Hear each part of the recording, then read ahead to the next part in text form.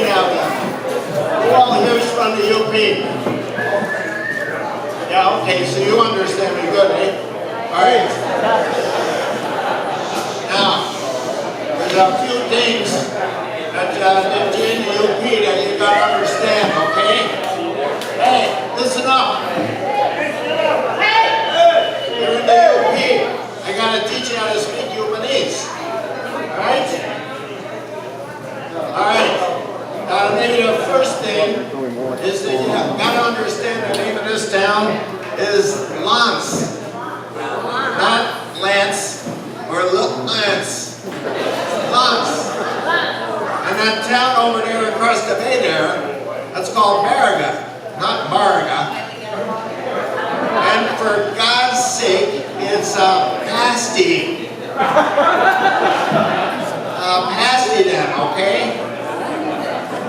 Alright, now let's say that you want to go see somebody over in Nagani there, okay? You don't say, I think I'd like to go to Nagani. You say, gotta go to Nagani there, okay? Now, I know for those of you that are not from the UP then, that it may be a little hard for you to understand me there, okay? So just to make it a little bit easier, just for this really good audience, I stepped away from that Rosetta Stones course, you know? And there was something there about how to learn to speak English. So I want to see how I did that. Good evening, ladies and gentlemen, and welcome to the beautiful Upper Peninsula of Michigan. It's our pleasure to welcome you here. The Upper Peninsula of Michigan has 3% of the land in the state. I'm sorry, 30% of the land in the state, but 3% of the people. And we'd like to keep it that way. We're having a pretty nice day today, and I think it's a better than even bet that we won't need to put our snow tires on for another 3 weeks. All right, so I'm Dennis Whitehead. My friends Don Berens, George Johnson.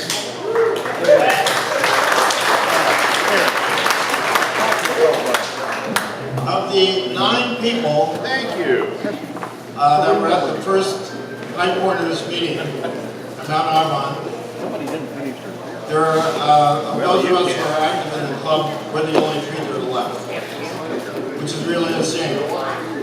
Jack Longacre is gone, Clark Mello is gone, Jack and Joyce Marcells are gone, and there's the 3 of us that are left. And it's kind of an interesting story how we happen to be involved in these pictures. And I remember very distinctly the day that that was taken and what my role in it was. And who would have thought, we were talking about this when we went up there to have some pictures taken a little bit earlier. Who would have thought that 32 years ago, that that day would have had such importance in an august institution like the Highpointers Club? I never would have imagined it.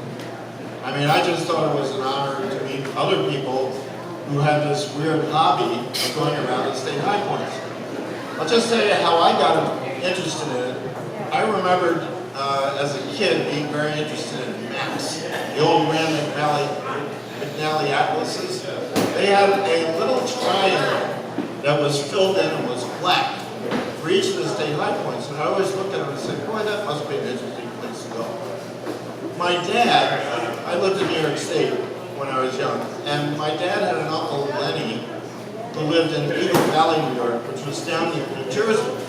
And from his house, you could see the High Point Monument in New Jersey, because that's right on the border with New York State. And I kept asking my dad, I was about 9 years old at the time, what is that thing up there? And he said, well, that's the highest point in the state of New Jersey. And I said, you mean if I go up there, I'll be higher in the whole state of New Jersey than anybody else? And he said, yes. And I said, Dad, take me up there. Dad, take me up there. It's kind of like the Simpsons. Whenever you get Dad, come on, take me up there. So finally, I remember my dad took me up there. I remember this almost like it was yesterday. And I remember standing there at the base of the High Point Monument, and my dad kind of put me up on one of the stones there. And he says, you're now the highest person in the entire state of New Jersey. And I thought that was like the greatest thing I'd ever experienced. Yeah. Cute. So when I was about 15 years old, I took a job in a summer camp in Stowe, Vermont. Well, what overlooks Stowe, Vermont, but Mount Mansfield. And one of the jobs that I had was taking overweight city kids up to the top of Mount Mansfield. I probably climbed Mount Mansfield 35 or 40 times. I climbed that more than any other state high point. I did most of that when I was a teenager. And then I gradually started knocking them off. You know, if I found that I was near a state, you know, like I think many of us did, we started just climbing it. Being from New York State, I climbed Mount Marcy. I went over to New Hampshire. I climbed Mount Washington. I went over to Mount Katahdin. I had relatives in Maine. And I began to look for some reasons to go and figure out ways that I could maneuver myself into climbing state high points. After I graduated from medical school, I did my emergency medicine training at Michigan State University.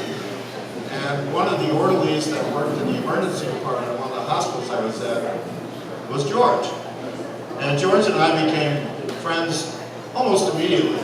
Or I'd say immediately. We just became friends right away. We used to play in a card game every Thursday night. Okay? And we played with a bunch of guys. And I kind of told George a little bit about high pointing. And George one day came to me with something that changed my life. And he said he had taken a rock climbing course at El Capitan in Yosemite. And he asked me if I were interested in going to Europe to climb the Matterhorn with him. I'd never climbed anything that big. And I thought, why not? So George and I went over to Switzerland, and we both made a successful ascent of the Matterhorn on August 6, 1980. It's a little bit harder than it looks. And after that, I thought, you know, I can do this kind of stuff. And I kind of got George interested in high pointing. And I'm going to turn this over at this point to Don, because Don knew a couple of people that were instrumental in making this picture happen. Don? Thank you, Dick.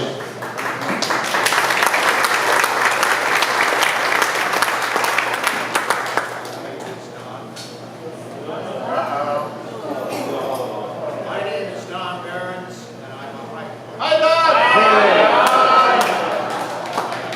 I began in 1966 when I was a teenager. Flying in. Climbing Mount Marcy. And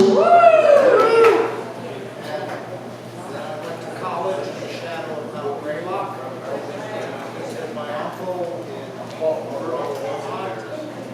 Vermont. And I thought, well, there's 3. There's just 47 to go.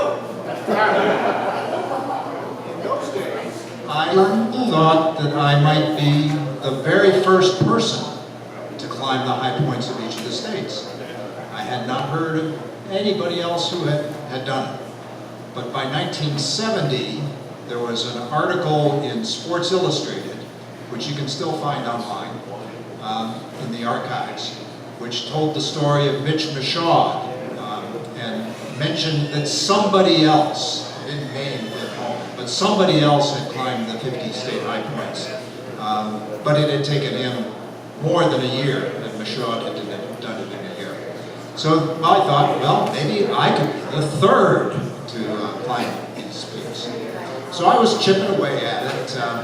I went to Mount Rainier a couple of times for their snow and ice climbing course and their 2-day summit climb. And by 1986, I thought I had 48 high points. I was getting ready to climb Idaho and Nevada for my finish. But I had a sprained knee in the Adirondacks and I had to put off the trip. Flying in. Then it happened that Clark, who I had known casually, he was based in Buffalo, sold instruments across New York State.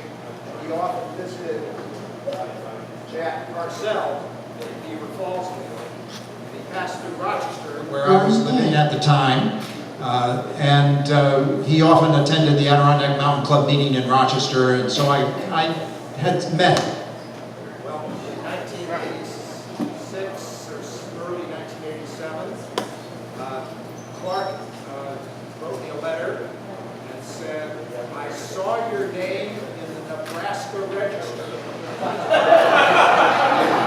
I had no idea you were a high pointer too. Did you know that Jeff Longacre has an article in Outside Magazine trying to find other high pointers? No, I didn't. Did you know that Michigan has been resurveyed and there's another peak 5 miles away and 11 inches higher? Line in. No, I didn't, Clark. Did you know that they're getting a group together in April to go climb the new high point? No, I didn't, Clark. But I want in. And so, Clark Is the one who picked me up at the Houghton Airport and brought me allowance on that April weekend and connected me with these guys. So that's how I got to Michigan the first time. Does this work? Yeah.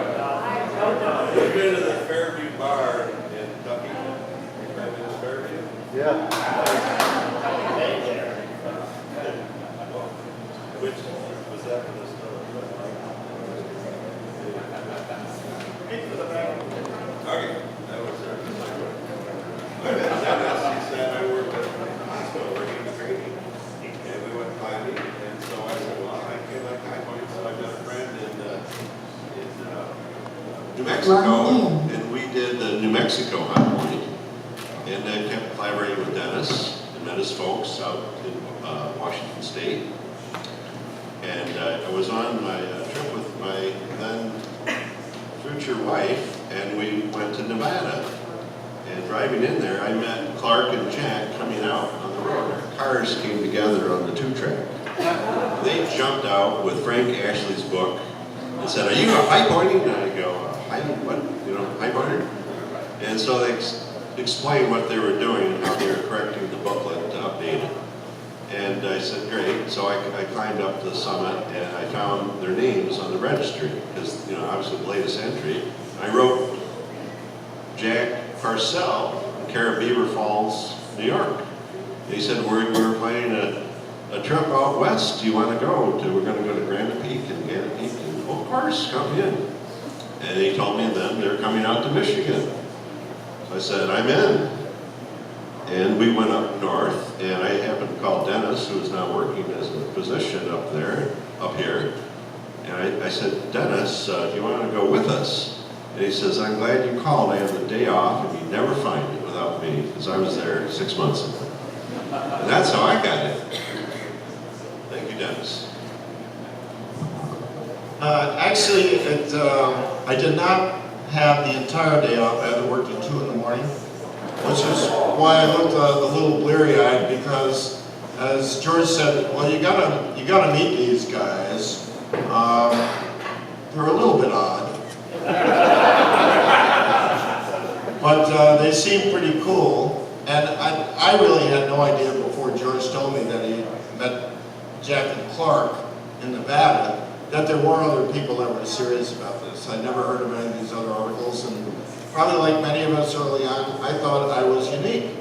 Well, just because I'm odd doesn't mean that other people aren't odd. So it was really, really neat to find that out. And it was actually only a couple of weeks before that one of my friends that lives about 30 miles from here, he had never been to Mount Kerwood, he had never been to Mount Arbonne. And he was convinced Kerwood was the high point, and it didn't matter. He wasn't interested in mountaineering. He was interested in going bushwhacking for a day. So we drove around, and believe me, Arbonne back then was horrible to find. It was just all logging roads. It's nothing like this. It's like having a 4-lane expressway up there by UP standards. And it took my friend Jim and me probably 5 hours to actually find Mount Arbonne going around. And I thought I knew some of the backwoods around here pretty well. Believe it or not, when we looked for Kerwood the next day, it took us 7 hours to find Mount Kerwood. So I'm actually very glad that Kerwood is no longer the high point. That was even worse. But I remember, just think of this, how these threads come through to weave this story. That, here it was that I saw something that attracted my attention about high pointing. Don was a person that had climbed for quite a while and got introduced just by the fact of his business dealings with Clark Hall, that there were other people that were involved in this, and that led him to Jack Longacre. I never would have heard about any of this if it hadn't been for George bumping into these two guys almost literally, you know, coming down from Boundary Peak in Nevada. And the only reason that I got involved in this was because I knew where the damn place was. And I was able to function on 3.5 hours of sleep and get them up there. So the actual day when they had that meeting at the Hilltop Inn, by the way, they're very famous for their cinnamon rolls, which weigh about 2.5 kilos apiece. And it also comes with a gift coupon for cardiac catheterization if you finish an entire cinnamon roll. And another thing I'll point out to you is that the Hilltop Inn is not on the top of the hill. It's on the side of the hill. The actual top of the hill is where the new Berens County Hospital is, which is where you should probably go if you do finish one. So anyway, I mean, this is, every time that George or Don and I talk about this, first, we're very lucky to still be around to be able to tell you guys about this, and for the three of us to be able to reminisce about it. What a unique privilege it is to look back on this and know that no matter how small a part, that all of us played a part in this and getting this great club going. I will say that it was one of the most memorable days that I ever had, meeting a group of people that I never met before. Of course I knew George, but I never met Don before. I mean, Don had that quiet integrity and a sense of accomplishment that a lot of great climbers had. And I knew that right away when I met Don. I knew Jack was very charismatic.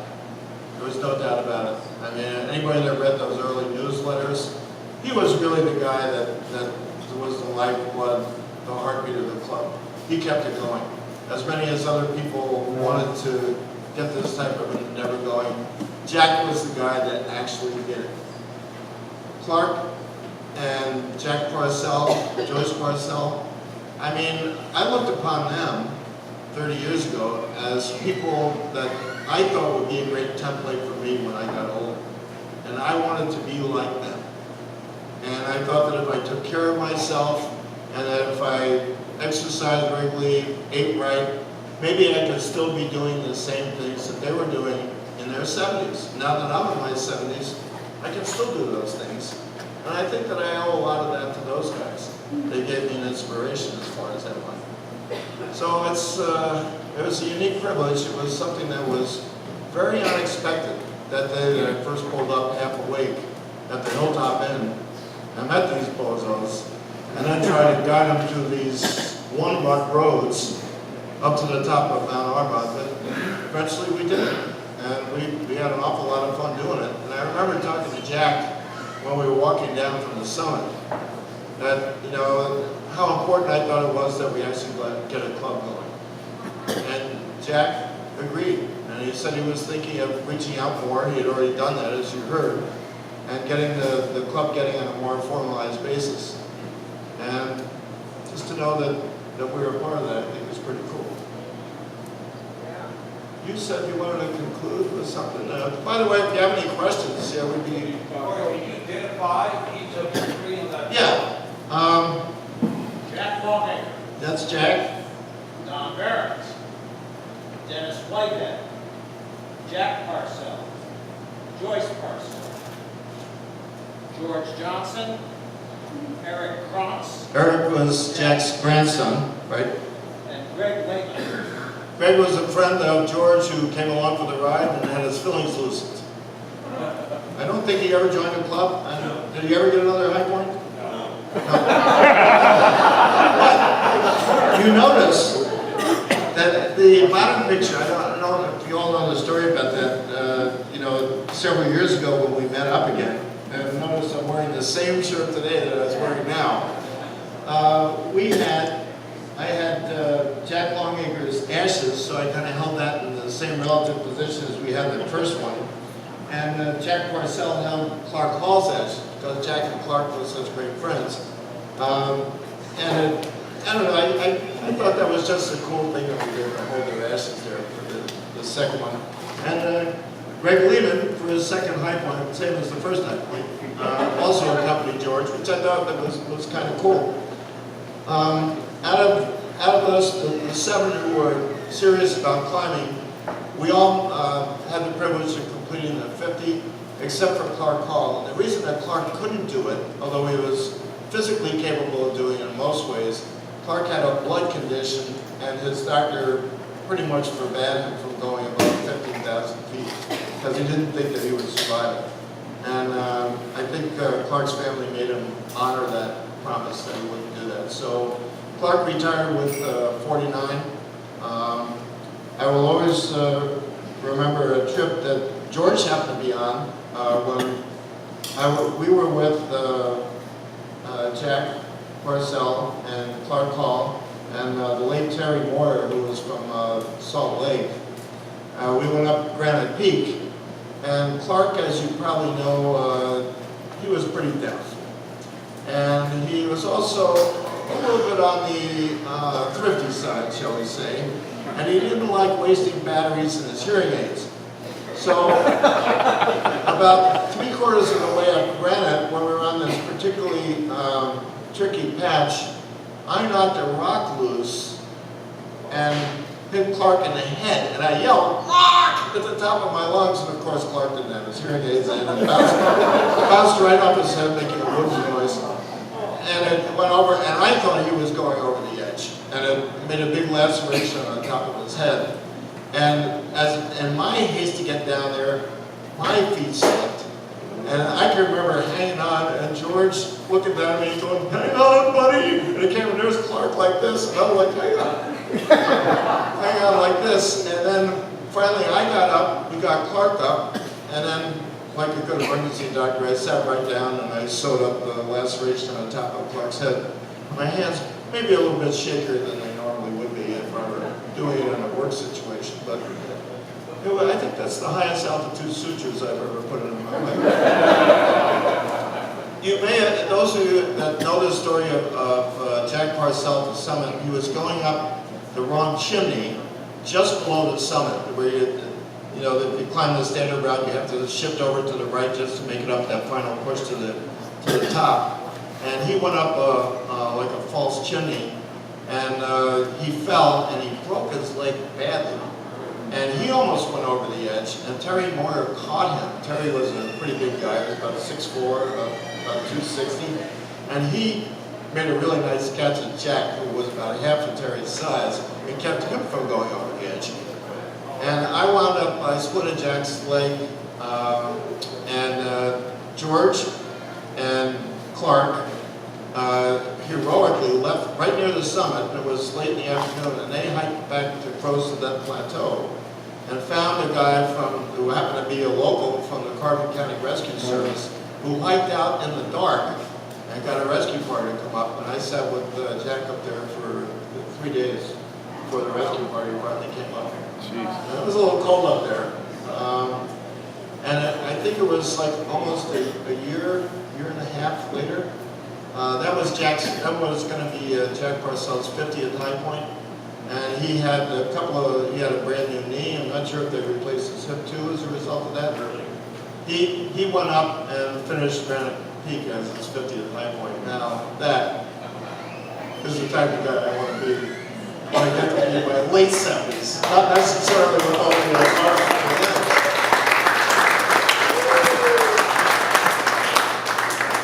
So there's a lot of history in this picture. Any other questions? Yes, sir.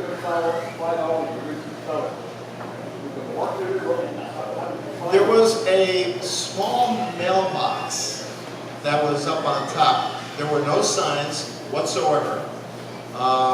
And it was a good thing that I scouted this out before with my friend Jim. We were just doing it like as a lark, just to bushwhack around and to do it. And I thought I pretty well remembered the way to the top, but it's done. And George can tell you, I made at least one wrong turn on guiding these august people up to the top of that. So it did take a while. We had good weather, and there was no view from the top at all. There were benchmark there. There was a benchmark there, and there was the Lance Boy Scout troop had a small blue mailbox that was on the top. Okay, and that was the only marker. I think, I'm not sure if you can actually see it here. Yeah, I think you might be able to, but that for a long time that was the only marker that was there. There were no signs directed to the high point at all. And you know what it's like now. Can you imagine doing it without signage and with the roads being 100 times worse than they are? It would have been epic. All right, so that's the story behind this. That's how the three of us became friends, and that's how we got involved in this first day. Now, Don said he had a little something to sign off. George, anything else you want to say? Any other questions anybody might have? All right, Don? Thanks again, Dennis. I call this a supplemented limerick. It is not strictly in limerick form. There are a few additions.